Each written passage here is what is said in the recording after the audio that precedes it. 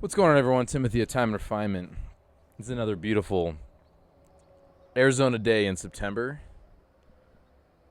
And getting a little bit of rain today. It's actually beautiful. That is actually not a green screen in the background. That is a real landscape. Pretty fantastic. I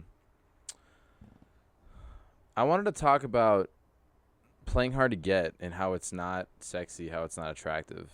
I'm not speaking just in relationships. I'm speaking just relationships in general, business, transactions,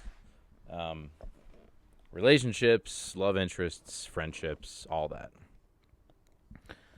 We have this weird culture where if you are busy or act busy and you don't respond in a certain amount of time,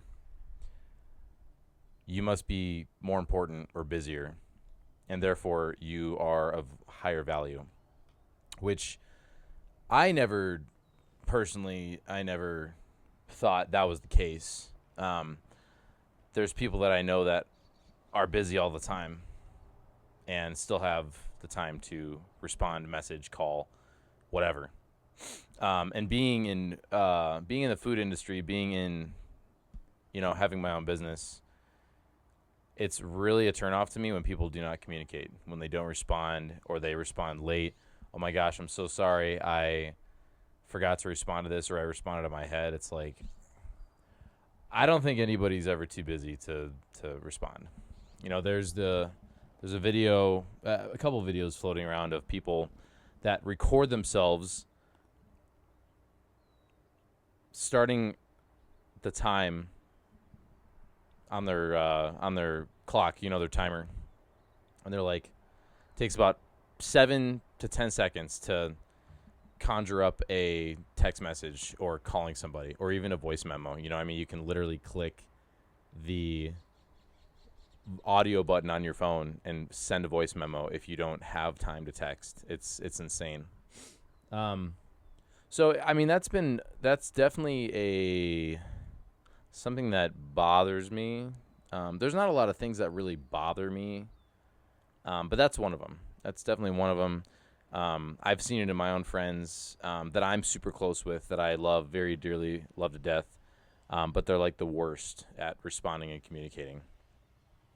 And again, maybe this is a selfish way of coming about it, but I don't think so. I'm pretty pretty good about responding to people. I'm a pretty busy guy. Today has been kind of a chill day. I ended up hurting my knee a couple days ago playing softball, so I've been taking it easy the past couple days. Anyway, usually slam busy throughout the week. Weekends are insane. And if I don't respond to somebody, I'll tell them, hey, I'll respond later, or do my best to respond in a timely manner.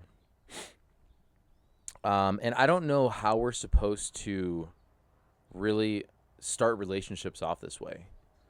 Like, it's deemed sexy and attractive. I put in quotations a lot, I know. It's deemed sexy and hot and cool that if you don't respond, you grab somebody, and if you're more detached, people are going to find you more attractive. And I never felt that. I would say I'm pretty secure in myself to where if a girl doesn't respond to me or doesn't talk to me, it's just not attractive. Now, there is something to say about, oh my gosh, I'm so sorry, let's talk, let's chat. They'll leave you on red for a while, and they'll hold you on, right? They'll hook you, basically. But that's not what we're talking about. I'm talking about like consistently not responding and only giving you enough to like keep you hooked.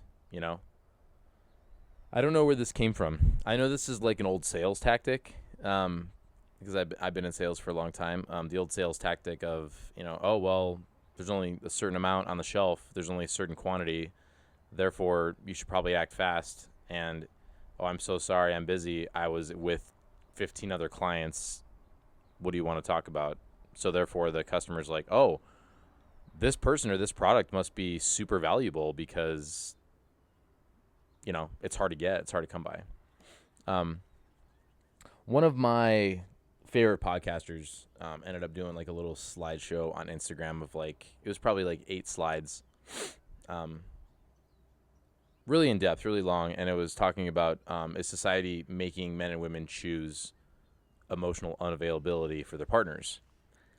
And it was dynamite, and I really want to dive a little bit more into this. I really want to kind of single out a topic and really hit on it one of these days.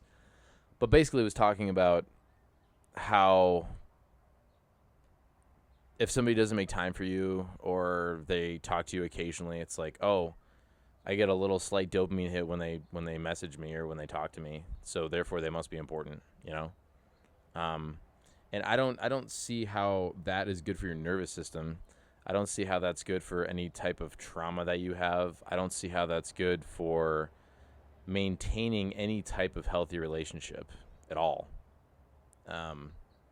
So I don't know where all of this came from. Even your doctor, you know, if you go into a doctor, which I haven't been to a doctor in a long time, it takes you forever to sit down with a doctor, and the doc is usually always busy, of course, right? They sit down with you. The time feels so valuable because they made time for you, 10 minutes. Come in, hey, tell me what's going on, yeah, here's your prescription, and leaves, It's like, man, I got to see the doctor. That's crazy. Like, the doctor's so important, and he's so important, and he's got so many clients. He's just so great. He's awesome. It's so cool that he made time for me. Like, I'm so grateful. And we bring that into our dating life, when we meet somebody, when a girl finally gets the chance to talk to a guy, or the guy finally gets a chance to talk to a girl. It's like, oh my gosh, this is like so valuable. Thank you so much. I'm so glad that we can hang out. Like, what happened to just enjoying each other's time? What happened to not setting a time limit for people that you care about? I mean, it's just wild. And evolving AI and evolving technology, in my opinion, is really starting to take all of this stuff away from us. The human connection, that valuable human connection that we are supposed to have. And this whole texting manipulation game it's not helping anything.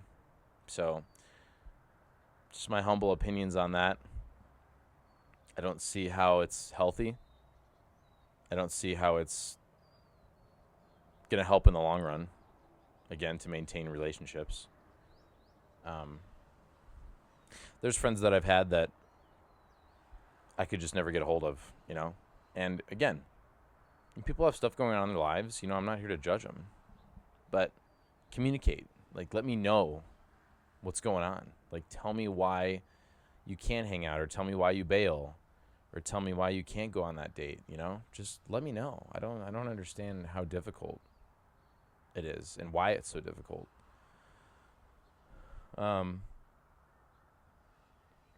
talked to a buddy the other day, and he's like, if you knew how many messages and emails and calls that I get it, but I don't think it's any excuse. I can make all the excuses in the world for myself about why I couldn't respond, to somebody. So I'm just not sure how that's feasible. So yeah, it's definitely a sore spot for me. I don't know how it is for other people. We got a FedEx plug in the background. FedEx sponsor us. I just don't understand how we got to that point in society where being distant is attractive, because it's not. I think people think it's attractive because maybe their home lives, maybe their mom or dad left them for an extended period of time, and when they got back into their lives, it was more valuable. I don't know. But if someone's going to love you and someone's going to be with you and someone's going to make time for you, they're going to make time for you. Like, that's just how it is. I don't care if it's a male-male friendship. I don't care if it's a male-female friendship, female-female, romantic relationship between a girl and a guy. I don't care, because if you care about somebody, you will make time for them, and I will stand by that.